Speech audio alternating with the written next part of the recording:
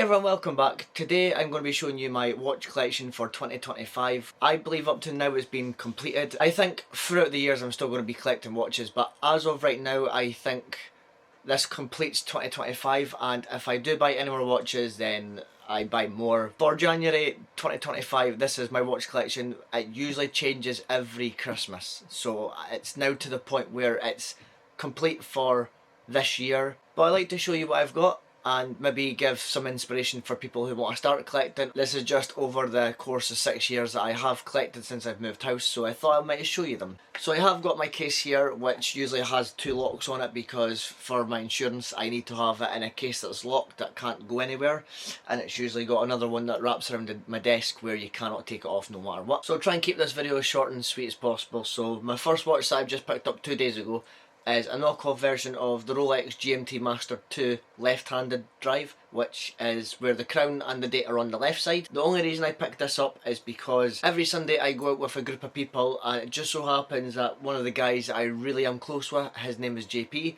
and this watch just so happens to be made on eBay by a very reputable seller whose name is JP as well, and because it's left hand it is very rare in the Rolex world. And on the back I am going to get it engraved with me and my partner's initials because I just feel like, since it's a very rare watch and it just so happens all them 3 link in, it's quite a smart watch to have, and it is my latest in the collection, so I will be wearing this throughout this video. So my next watch is, I wouldn't say a knockoff of any watch because this company has started off as more of an affordable brand as much as it looks like it's an RM, but it is the Tisar Bomba is how I believe you pronounce it. This company basically looks like a Richard Mille. The only reason I bought this is because obviously it looks like an RM, but then the shape of it, this is probably the 2nd or 3rd most best fitting to my wrist because my wrists are a bit small, and it's got the seconds hand and it's got a power reserve, and I just loved it because when I wanted to buy it, it actually matches my car, which is red and black, and this is the only watch in my collection that is actually red and black to the point where it actually matches my car. So I did have this in the car for a while, but I decided to keep it in the collection, so if I go to car meets or anything like that, this is the watch that I usually wear. So next on the list is my Seiko Prospex Samurai series, which I am in love with this watch. This watch is probably the only watch that I like to wear outside because it's a very dressed down watch, as well as much as I go about wearing a t-shirt and shorts that don't match. So for me this is perfect, and if I'm wearing like a nice dress suit on, this is also a nice watch as well. Just from the colours and the dial and just everything that goes along with it, it's just a very nice watch to wear. The original bracelet does dig into your wrists if you have smaller wrists like myself, so I went to Uncle Straps and bought a new bracelet for it, which all in all is probably half the price I paid for the watch. But when I put this strap on, what a difference, because the strap that was currently on this dug into my wrist so much that it was so uncomfortable to wear, so I thought I might as well buy it and just put it in the box. But as soon as I found out about Uncle Straps and put this bracelet on, there's many different kinds you can buy, but I bought one that kind of matches the way the case was and how it looked, and I would never go back now. And this is probably my favourite watch to look at because it just, there's so much detail in it, and I just can't stop looking at it, and all the time I just want to wear it. But there's more watches in the collection that I do get away with wearing a lot more. So that's my Seiko, and it's probably top 5 out of my watches to wear. Next watch on my list is one that has probably got more watch time ever, and it's probably the one watch that I hate the most, only because of how light it is. So this is the Citizen Eco Drive Titanium, which obviously titanium, it's so light, but it's powered by light, which obviously Eco Drive, so I used to wear this when I'd done deliveries. It's the only watch probably that kept the time a lot, and it was just because it was very light and it was very thin. It's the only reason I bought this. It was my only watch that I've ever bought that was titanium and very light, so that's what drew me towards it.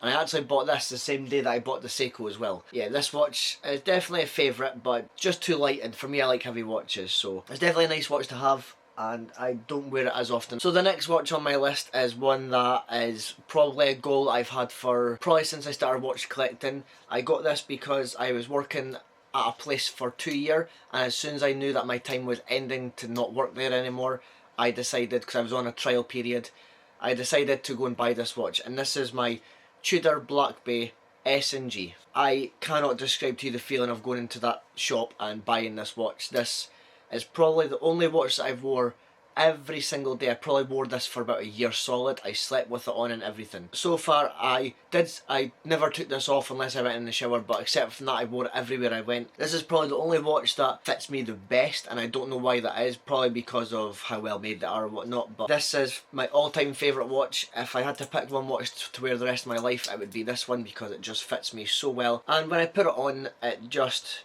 doesn't look too big or too small. It's just perfect. If I go on holiday I wear this all the time. It's a beautiful watch and the craftsmanship behind it is unreal. But yeah, 10 out of 10 would buy. And I bought this from a place called Chisholm Hunter in Dundee, and it just so happens that the person that sold me this watch told me about the strap options for the Seiko, which was Uncle Straps. So, but yeah, that's my Tudor. It's the holy grail watch that I've got. So next on the list is the Hugo Boss watch that I got from my girlfriend. The day that I went in to buy the Tudor, I came home to her giving me this watch, and that's when I told her that I bought that other watch. So it was quite a fun experience, and yeah, I don't wear this often because I feel like I'm just going to break it, because all my watches, I look at them like, well, if I'm going to go somewhere and pick up a tool, or I'm going to go and do this or do that, or rock climb or whatever it is, I look at all my watches like, well, if they can't withstand any of my lifestyle, then I'm not going to wear them. But since this watch is from her, I don't want to break it or ruin it.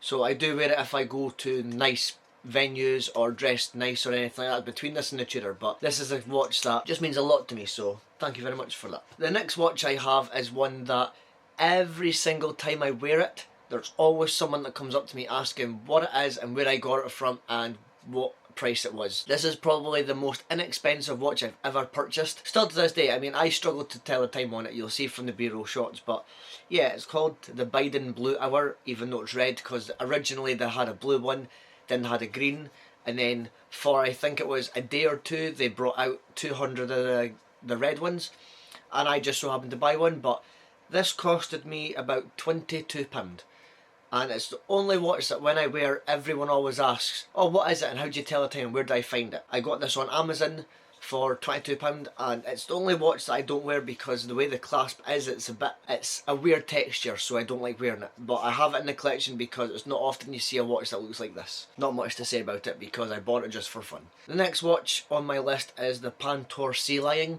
This is a watch that kind of started where the watch collecting was, because when I was about 18 I decided to go and look for a nice watch to wear one day. I was going out to like a party and this watch was listed, and I just thought I want to buy a big heavy watch, and so when I looked at this, I looked at how much it weighed and everything like that and decided to buy it. This watch was probably the first watch that started the collection. After this watch I wore this for about 6 months straight until one day I discovered that they weren't selling anymore.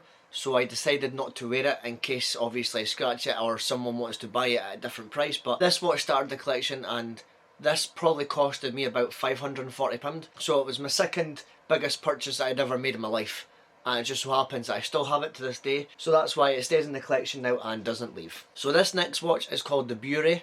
I just liked it because of the fact that it was 36mm, and it was the first time I ever wore a watch that was a lot smaller than the normal 40mm that I normally wear anyway. I looked on Amazon one day, looked at it and thought, oh well, it's got crystals in it and it's a 36mm and it's got a nice clasp, I'm going to buy it. There's no reason behind this. I literally wore this for about 2 weeks and then decided to put it back in the watch box and never look at it again. So my next watch on the list is a very unusual watch, which is the only reason it made me buy it. This next watch is a Bobo Bird, and don't know who makes it. I found it one day, bought it, and I've never been able to find one since.